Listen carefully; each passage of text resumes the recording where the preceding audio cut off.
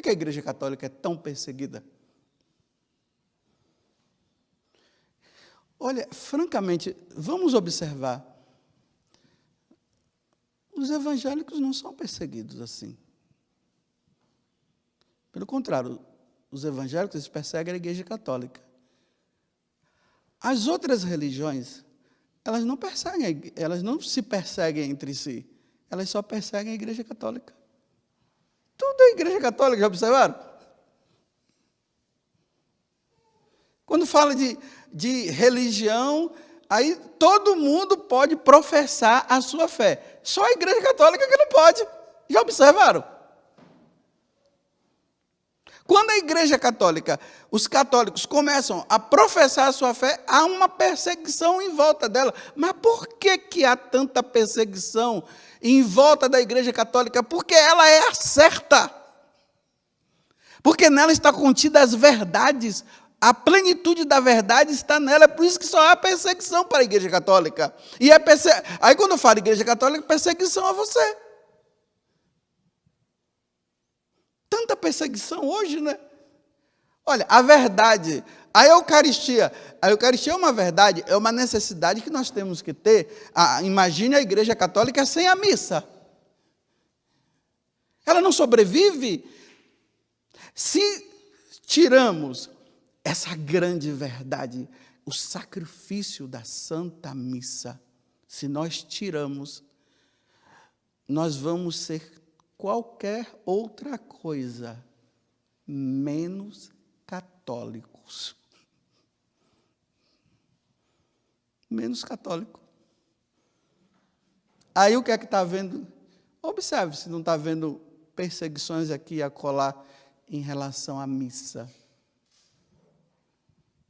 E quem são os primeiros a serem perseguidos? Aqueles que traz nosso Senhor. Quem é que traz nosso Senhor? No sacrifício da Santa Missa. Quem é que oferece ao Pai nosso Senhor Jesus Cristo? Quem é que oferece? O sacerdote. E aí a perseguição vai o quê? A hierarquia da igreja. Perseguindo a igreja, eliminando os sacerdotes, não tem missa. Vai ser um grupo de protestantes meditando a palavra de Deus. Não aquilo que é o essencial, que é a igreja, que é o sacrifício de nosso Senhor Jesus Cristo. E aí a perseguição vem.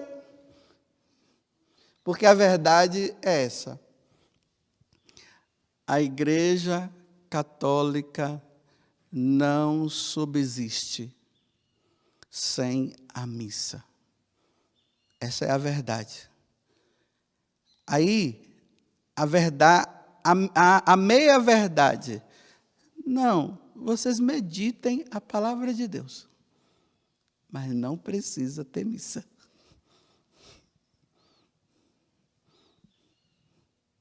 E aí, no mundo de perseguição à igreja, para não se ter missa, quem vai celebrar a missa é perseguido. Quem vai à missa é perseguido. Quem se acomoda e não vai e se contenta com isso, fica sem perseguição, fica numa boa.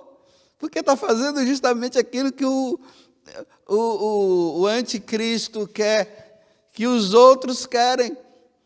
A meia-verdade. Se contentem com a leitura da palavra de Deus, é o bastante. Não estou dizendo que não seja, é o bastante. Mas fique sem a missa. Fiquem sem a Eucaristia. Com a Eucaristia, não.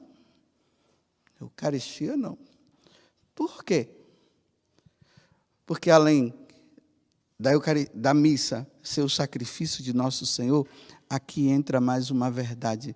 Ele está presente em corpo, alma e divindade naquele pão transubstanciado, que o sacerdote, quando impõe as mãos, se chama epíclase,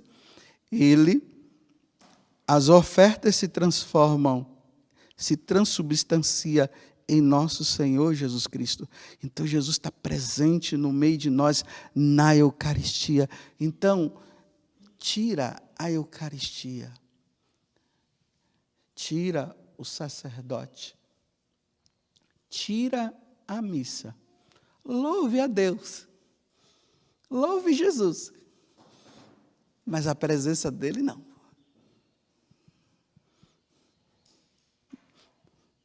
A meia-verdade, está vendo? E aí tem muitos católicos se contentando, né, em ficar sem a missa. Tem muitos católicos que só estão se contentando somente em cantar louvores a Deus, músicas bonitas, né, emocionantes. As pessoas ficam tudo assim, até choram. Até pregações até de pessoas até que falam até bem. Mas como é que vai se sustentar sem a Eucaristia, sem o sacrifício da missa? Não se sustenta. E aí é muito fácil para manipular mais ainda a pessoa e tirar Jesus. Começa assim, olha, começa pelo sacerdote, em consequência do sacerdote vem a Eucaristia, aí fica só com a palavra de Deus, depois tira a palavra de Deus e coloca o que quiser na tua boca. Coloca o que quiser na tua vida.